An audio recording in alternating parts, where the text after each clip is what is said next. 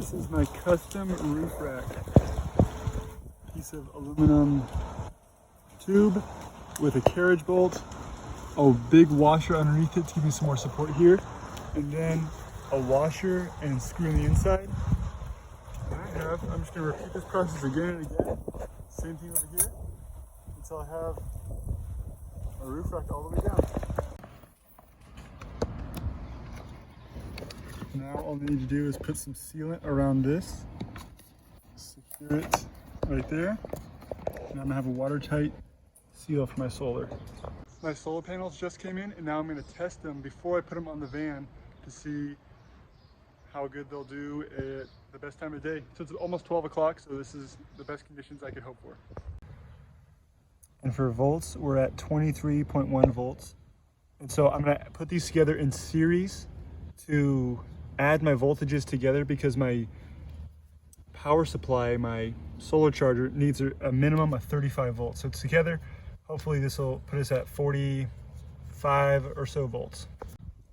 And for panel 2, it looks like we're at just about 23 volts or so. And at amps, we're doing good at 5 amps. So these are ready to go on the roof. I just hooked it up and we're in business.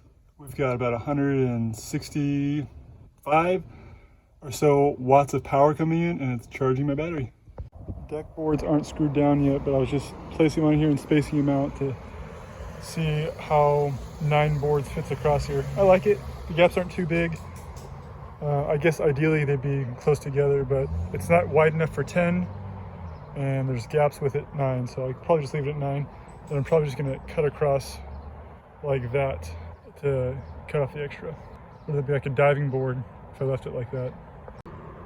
Okay, this is the result. I'm gonna screw this in tomorrow, but I'm liking the way it looks. I got a little curve back there over my back doors. Trying to get it evenly spaced as best as I can do. I can't decide if I should throw these away or keep them.